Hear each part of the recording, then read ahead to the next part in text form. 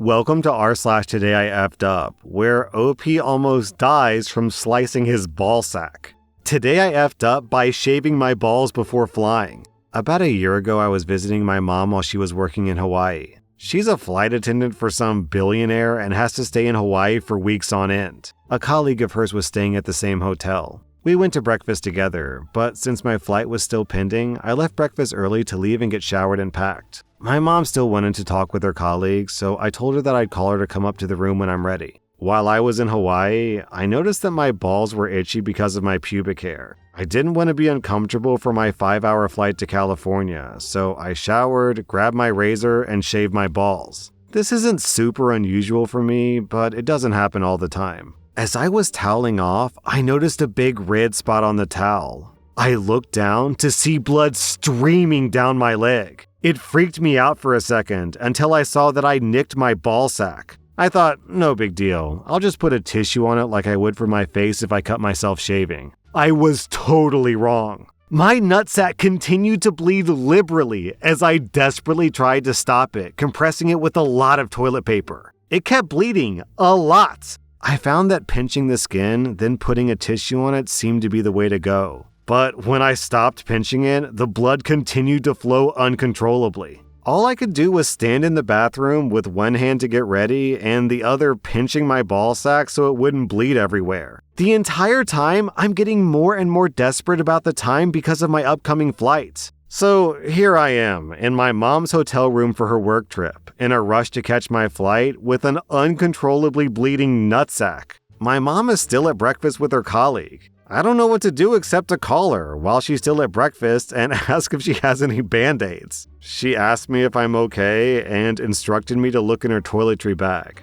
I said, of course I'm okay, but my mother, being the mother she is, continued to ask if everything was all right. I insisted that everything's fine and said that I'll be ready in 10 minutes. Meanwhile, I was pinching my nutsack, which stopped the bleeding. But as I applied the bandage, the bleeding started again, completely soiling the bandage and continuing the flow of blood. At this point, I became desperate. For small cuts, I like to use superglue. Superglue was originally invented by the military in the Vietnam War, after all. I called my mom again, stupidly asking if she had any superglue in her bag or if it was possible to ask the front desk if they had any. She sounded concerned and began asking me more questions. To cease the interrogation, I explained to her that there are certain moments in a man's life where he needs to make sure that he's comfortable, particularly before a 5-hour plane ride, and that I was slightly less than careful, and between everything, I'd made a mistake. And as a result, I was bleeding and I needed either some superglue or more band-aids. My mom ended up coming to the room.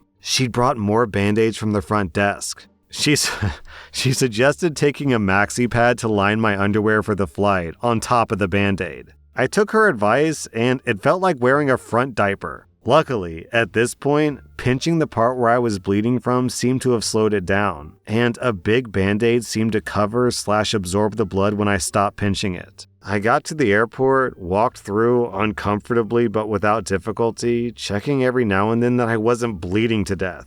My dad met me on the other side, we went to dinner and we had a laugh about it, but I still had to check to make sure that I wasn't bleeding. Thanks for taking care of me, Mom. Love you. The top comment of this post asked the exact same question that I was wondering. I wonder what showed up on the body scanner when you went through airport security.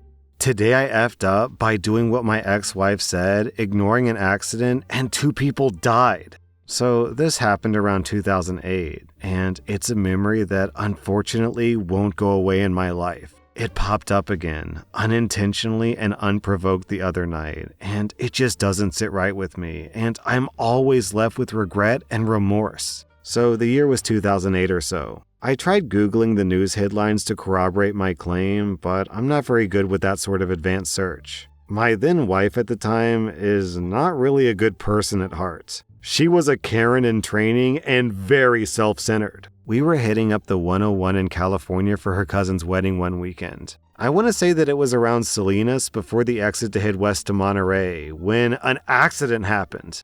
I saw a helicopter about 100 yards on our right take off from the fields, and I watched it get about 50 feet in the air. Not too high for a helicopter, but enough to be low for a helicopter. I saw it hovering there, and then I saw the propellers for a second, quite visibly, which caught my attention because you should honestly never be able to see them when they're airborne. So now I'm paying attention to the helicopter and I watch smoke come out of its engines. Then it just stops and plummets to the ground like a rock. I saw it happen, pointed it out, and started to pull over to the shoulder to help, and she yelled at me, "What are you doing?" "I'm pulling over to help." "What are you gonna do?" "I've got a fire extinguisher in the car. I can go put out the flames and try to pull them out." "You're not a Marine anymore. You can't just go running off saving people." "But they could be hurt, and I see smoke everywhere." "No, we're gonna be late to the wedding. Let someone else deal with it." So away we went. I found out later from the news that the 2 people died inside from the fire before emergency services got there. The worst part is that when we finally arrived to her cousin's wedding, we found out that they deemed us unimportant enough for the actual ceremony, so it was the reception that we were hurrying to. I feel like those deaths are on me, and I should have done something.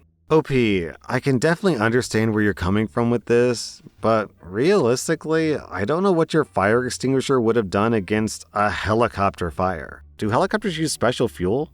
Or do they use just normal gasoline? It's gotta be, okay, aviation kerosene. Yeah, man, I don't know what a winky-dinky fire extinguisher is gonna do against aviation kerosene, but if you had gone to the crash site, you probably would have gotten hurt yourself, or more likely just been forced to stand by and watch those people burn to death. Sure, yeah, it is possible that you could have helped him, but more than likely it would have just added to your trauma if you'd been there. I will say, though, that it's a relief that your wife is now your ex-wife. She sounds like a horrible human being. Today I effed up by going on a date with a therapist. Last September, my ex-wife and I filed for divorce. We were separated. One of my best friends said that I should try dating. She's never led me astray before, so I said, screw it, why not? The first girl I matched with on Hinge seems nice. We talked for a few days since I'm on a business trip, and we plan to go out when I get back. She's a therapist who works with neurodivergent kids. We chat a bit, and all is good. We go on our first date after work on a Tuesday. I pick her up at her place and go to my favorite pizza joint in her area. It starts a bit awkward, as first dates do. She then tells me, "I can't wait to tell you that I'm pregnant." Okay, weird. Maybe it's the nerves. It's important to understand that we've had no booze at this point. I think she's just nervous. A few minutes later, she's telling me about her parents who live near the Wisconsin/Minnesota border. For context, we're in Chicago. Then her parents just show up and sit down with us. So I'm against the wall of the booth with her dad sitting next to me. She's across from me. Her mom is next to her. Okay, I guess I'm paying for their meal too. Double date. Great. Her mom and dad tell me they've heard a lot about me, but how could they know anything about me? They talk about what it's like working for a vocational school. So I start freaking out as I've only said that I'm a school administrator, nothing more. I say the job is great, but I'm looking to go back to the middle school or elementary school next year. Her dad says that she can't wait to have a son-in-law like me. The mom says that she can't wait to have me marry into the family. Awkward. They were drinking, so I gave them a pass. The awkward evening continues. We start leaving, and I pick this girl up, so I've also got to drop her off. My grandma raised a gentleman, you know? I figured I'd do that and dip. Nope.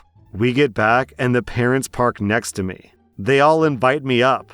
My mom said that she baked a great pumpkin pie earlier today. Well, shoot, I love me some pumpkin pie. I decide, screw it, might as well get something out of this night. I had some pie. Truthfully, it was some of the best pumpkin pie I've ever had. I tried to leave, and they weren't really letting me leave by giving me more pie or starting a new conversation topic. My best friend, the one who told me to start dating, calls me. I ask what's up. I took the call in the bathroom, and she comes up with this plan. That I'm gonna go pick up my friend Eddie with a flat tire. Great, I have an out. My date says that she needs to walk her dog. Fine, come with me and walk me down to my car. Her mom comes too. Her mom says it's nice to meet me, and then she says, "I'm so glad that my daughter found you. I didn't think that she'd be able to settle down since we've had her committed 3 times," and then just walks away. What? I'm panicking now, sweating a bit. I turn to get in my car, and the chick is right there. She hugs me, tries to kiss me. She tells me, "I love you. I can't wait to spend the rest of my life with you." Great. Gotta go. My friend needs help and all. I get in the car, and I can see this chick in my rearview mirror, and she's calling me. I pick up, and she said, "You didn't say that you love me." My best friend calls. Oops, hang on, important call, and I pick up. I tell my friend about this, and she's laughing her butt off. I am horrified at this point, thinking that the headlights in my rearview mirror are her, so I start speeding for the highway. Because I'm speeding, I get pulled over. The cop asks me why I'm speeding, and I tell him everything. It takes a good 5 to 6 minutes to get him to understand. He notices that I have Wisconsin plates, and all he says is, "Bro, never put your dick in crazy." Thanks, bro chacho. The cop feels sorry for me and escorts me to the highway. Great, freedom. The chick texts me. I try to ghost her, but I left out one important detail. I went to the date on a school night, wearing spirit wear with my school logo. Once you know the name of my school, it's hard not to find the school because it's the only type of school like this in the country. I go to my boss the next day and I tell him the situation. He says that I'm an effing idiot for wearing my work shirt. He laughs his butt off about the whole situation and asks if I blocked her. Oh, that's a good idea. So I do it, and he tells me again that I'm an effing idiot for not thinking this through. Turns out, she figured out where I worked. She starts calling my desk, asking when we're going out again. She leaves a message saying that she wants to be engaged by the time that she's 30, which, by the way, is literally next month for her. At this point, I'm freaking out. There's a security guard in the building, so I tell him what happened and I gave him her name. He told me that he'd take care of it if she came by, but also he told me to move my car to the back. This chick shows up at my school asking to see me. Security tells her that I don't work here. She gets snotty with the security guard and gets escorted out. She calls my desk phone, pleading with me to give her a chance. Then she finds my sister and my best friend through Facebook. She tells them that she's my soulmate, and I tell them to block her. This chick was crazy. I got her to calm the F out when I told her that I'm going to report her for harassment to her licensing board. What's so funny about this post to me is that this lady presents OP with a parade of red flags, but she has pumpkin pie.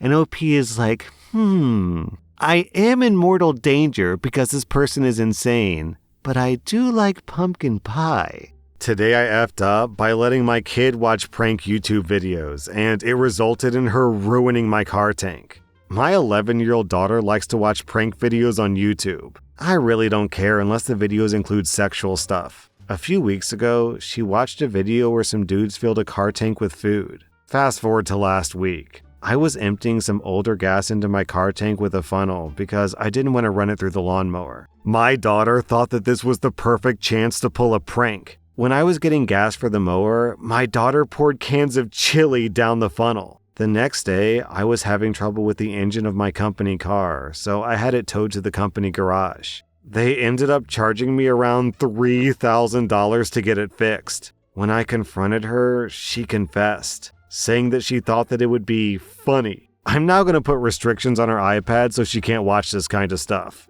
Today I effed up by accidentally deleting my university's entire database. So I'm a third-year computer science student doing an internship to get some experience. Mostly, I've been doing simple tech support and handling basic issues. My supervisor asked me to clean up some old files on one of the servers to free up space. He left for a meeting and I got to work. Now, I know my way around Linux and servers, so I thought this would be easy. As I was deleting old log files and backups, I accidentally typed rm-rf*